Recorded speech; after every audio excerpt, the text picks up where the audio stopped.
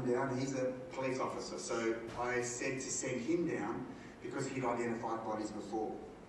And it'll be less traumatic on my mum. And I said, let the donation people give me a call and I'll sort that out. Now, I don't think there was any form of stepping up, but here's the point where people say you don't know what it's like to have to call or speak to a person that has just had a loved one die. I'll let you know what it was like for me. I can't speak for others. But what it was like for me is I told my daughter, she was 10 at the time, she just walked out of the room. And I was like, okay, I don't know how to deal with that. Then the phone rang. So I was like, all right, I'll deal with it. It's probably something to do with my brother. Somebody was ringing me for an ad that I put in the paper. I spent 2 hours on the phone with them and I sold my business. Completely put aside that I had just had my brother die. And I knew that when I got off the phone, things would go back to I have to sort that out. So I sold my business in 2 hours on the phone. My daughter comes back into the room and she'd written this awesome poem. Now, she could write stuff, but I had never seen her write a poem like this before about her uncle that had died. I then got the phone call that confirmed my brother had died. The next phone call was from Donate Life. And they simply check that you're okay. You answer a series of questions like, was he a drug user? Had he recently been over into other countries? Has he been in the UK? All sorts of questions that come up. And my thought process at the time was that he wasn't going to be a number. He was going to be someone that made a difference if we were going to do this at all. What I got was a feeling of we will look after him. That's what was there for me. I got that because of the training that the Donate Life coordinators have when they call. It's like you guys are specialists in what you do, they're specialists in what they do. All you need to be able to do is to identify the potential candidate and then pass them on to a Donate Life coordinator who does all of the rest. The most difficult part for me after that phone call was that my dad was going to call me. My family knew, all of my extended families, aunts and uncles and so on, but my dad was on his way to Vanuatu on his yacht and he was uncontactable. Occasionally he would get something I believe he calls the skip or something like that, where a phone would pick it up for seconds.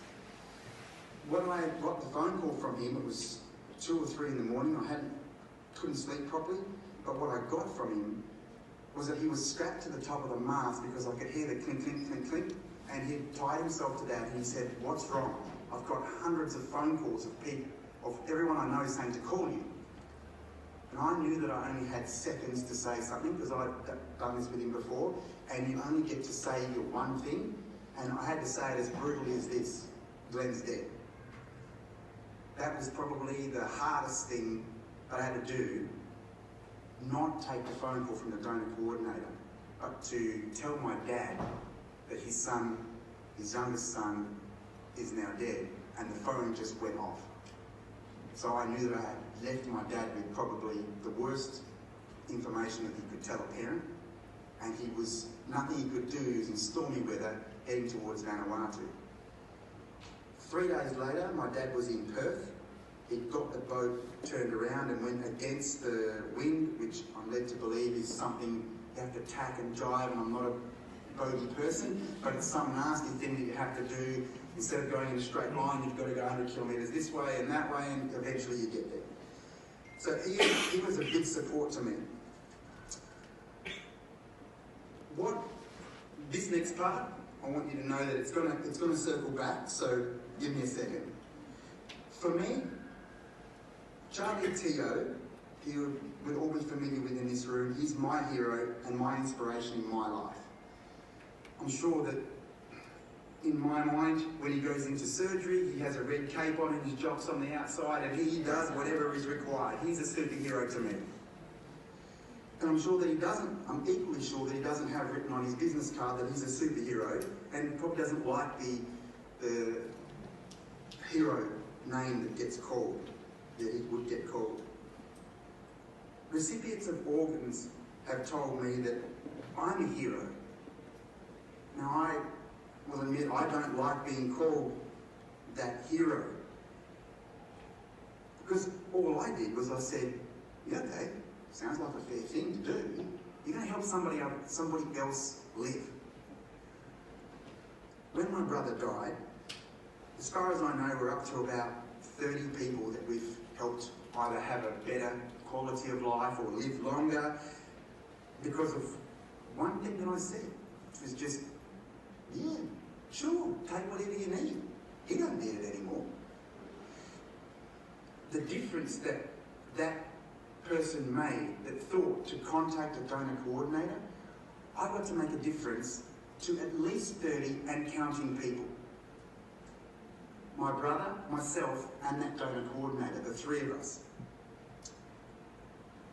I don't like the title of being called a hero for that. And I even got thanked by a senior doctor here as I got here. Thanks very much for coming to talk about this. It's not that I need thanks for it or even want thanks for it. I just want people to know that it's not as traumatic as what